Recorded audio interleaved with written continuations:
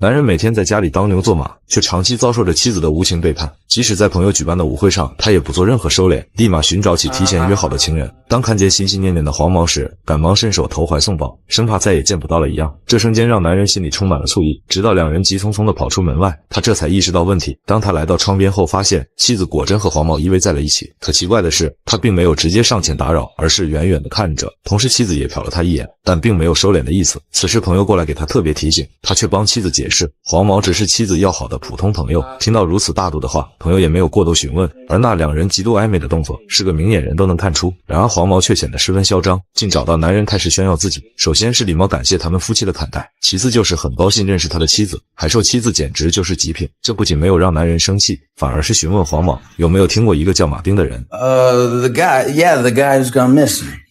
He saw a lot of my wife. What does that mean? He started seeing a lot of my wife. You want me to believe you did something to Martin McRae? I killed him. 可黄毛根本不信，甚至觉得男人在危言耸听，哪有人会把杀人说得如此分淡云轻。 A friend of your wife's. That's obviously something different, isn't it?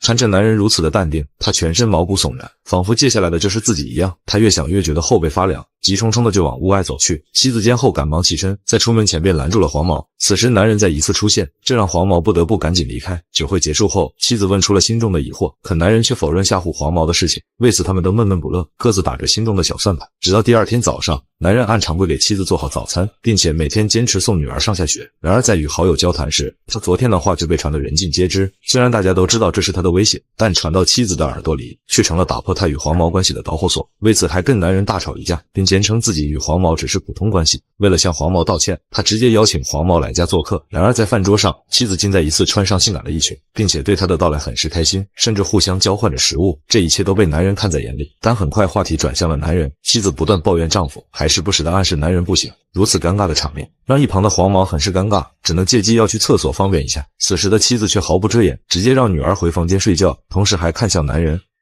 Good night.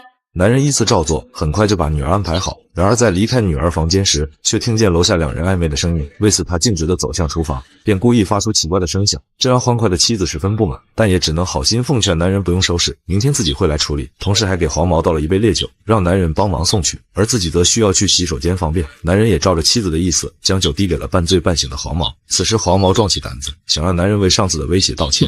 I can't apologize for that, Joe. I did kill Martin McRae. I hit him with a hammer. 看男人的眼神如此坚定，黄毛也不敢再怀疑。恰巧男人帮他叫的车到了，还示意他赶紧离开。 Let's go.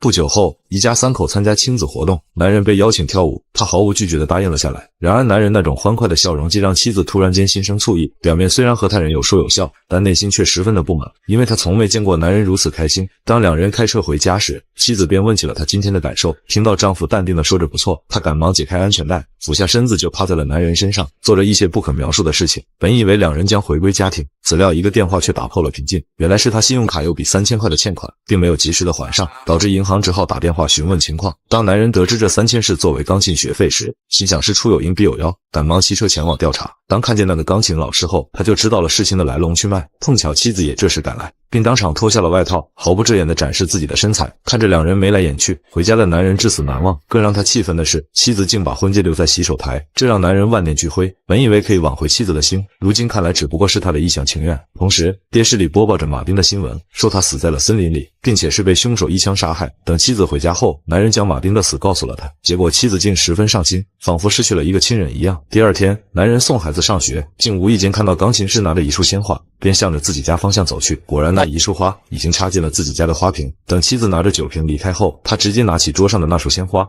愤怒地丢进垃圾桶。事后他又带着朋友来到餐厅，欣赏着钢琴师的演奏，并且趁机与钢琴师打个照面。可让他没想到的是，妻子竟开始每天夜不归宿，直到中午才肯回家。看着妻子满脸疲惫的样子，男人已经知晓昨晚的事，于是愤怒地质问妻子，可妻子却表现得无所畏惧，仿佛这一切都是必然。 I'm not interested in the details, Melinda. Well, now you're really full of shit. No, not at all. You want to know if I'm fucking him? We have a child. We have a family. 妻子仗着男人给她的爱，总是能够轻松拿捏他。然而这一次，男人不想再这么继续。 I want you to stop seeing him. You're gonna divorce me? No. 殊不知，就是这个步子，妻子就可以完全操控局面，外加她的魅惑就能把男人玩弄于股掌。可这次她失败了，男人直接拒绝了她。看着丈夫不再受自己控制，她告诉男人，如果是娶了别人做妻子，男人也会无聊到自杀。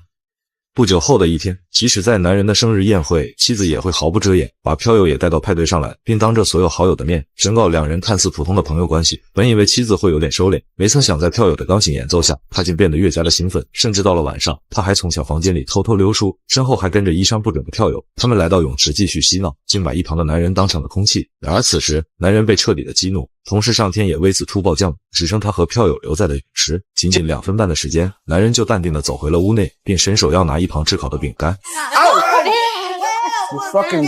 也就是这个看似平常的动作，让大家都记住了他。此时妻子正寻找着前任，却始终没有他的踪影，直到他打开门去往外面后，一群人跳下泳池，并迅速把尸体捞了起来。可结果在几人抬举的过程中，竟不慎将尸体再一次撞上地面，这一下不死也算摔死。男人赶忙为其做起了心脏复苏，可无论他怎么施救，却根本就没有了挽回的余地。事后警察前来调查此事，所有人都在议论纷纷，根本就没人把苗头指向男人。然而妻子却十分坚信，凶手就是自己的丈夫，因为在所有人群中，只有男人才会有最大的嫌疑。当警察开始单独盘问男人，他依旧否认自己谋杀，甚至还举手表示自己因烫伤一直待在屋内，男人的证词没有问题。当时所有人都是喝醉酒的状态，没有人会在意那短短2分钟。最后警方不得已溺水草草结案。等所有人走后，男人便坐在了妻子身边。 So what now? You want a divorce? I can't stand that you think you're this much smarter than me. If you think I killed Charlie, aren't you frightened of me? No, Why not? because I'm the thing you killed for. 这让男人竟无言以对。其实事实就是如此，他确实把票友压在水里，可那又能怎么样？谁又能拿出证据指控他？即使他能容忍妻子的背叛，也绝不会让别人拥有他。自从那一次派对后，男人身后总有一辆神秘的车，当他停下准备查看，车辆又径直的开走，但他已经记住了车后的牌照。这天他送完女儿上学，却遇到了邻居家的妻子。他告诉男人，最近他的妻子经常来找她丈夫，谈论关于那晚的事情。为此他邀请两人来家里做客，同时把邻居拉到自己的小屋，警告他不要多管闲事，不然手中的电钻就不只是会打螺丝了。事后他独自走在大街，并在一次遇到那辆可疑的车辆，他透过窗户查看，里面全是一些偷拍的设备，同时妻子也在隔壁的餐厅谈事。为了验证车的主人也在其中，他假意的坐了下来，并询问对方是个什么来头。妻子赶忙解释，大卫是个经验丰富的心理医生，希望在小镇上开个诊所。男人赶忙表示自己有精神分裂，希望大卫能早点帮忙就诊。当他向大卫索要名片时，对方静默了一圈，一无所有，这让男人立马确定他就是那辆车的主人。等他离开餐厅后，他便直冲冲地来到了邻居家，质问他是否认识一个叫大卫的人。此时邻居还想否认，但很快男人就拿出了账单，并表示有妻子转账给他的记录，让他帮忙寻找一名侦探，观察自己的一举一动。等男人离开后，夫妻俩还因此大吵一架，这也为后续埋下了伏笔。得知妻子已经提前调查自己，他便反其道而行之，果然发现妻子又找了个男人，这让男人彻底失去了希望，他要让妻子为此付出代价。很快那个男人就来到了家里，妻子还向他介绍托尼是自己曾经的初恋，因工作原因回到家乡发展，同时还表示自己将要和托尼前往巴西过一段甜蜜的旅程，这让旁边的托尼都倍感尴尬，但妻子却毫不在意，甚至把一旁的男人当成空气。酒过3巡后，妻子带着托尼上了阁楼，当男人面无表情地跟了上来，妻子这才察觉到了异常，并回想起前几天发生的事情，这才稍微开始收敛，提前结束了这场约会。很快男人开车追了上去，还让托尼不要失望，妻子已经在另一个地方等他。托尼发现还有如此安排，不加思索地爬上了车，两人在森林里狂飙，刺激感完全不亚于恋爱。但很快托尼就感觉不对，准备拿起手机开始打电话，男人赶忙将车停稳，并告诉托尼妻子就在前面。 She says we should meet her there. Oh. 还不等托尼反抗，男人又捡起一块大石头，对着他就砸了过去。怎料托尼给你抓稳，直接掉了下去。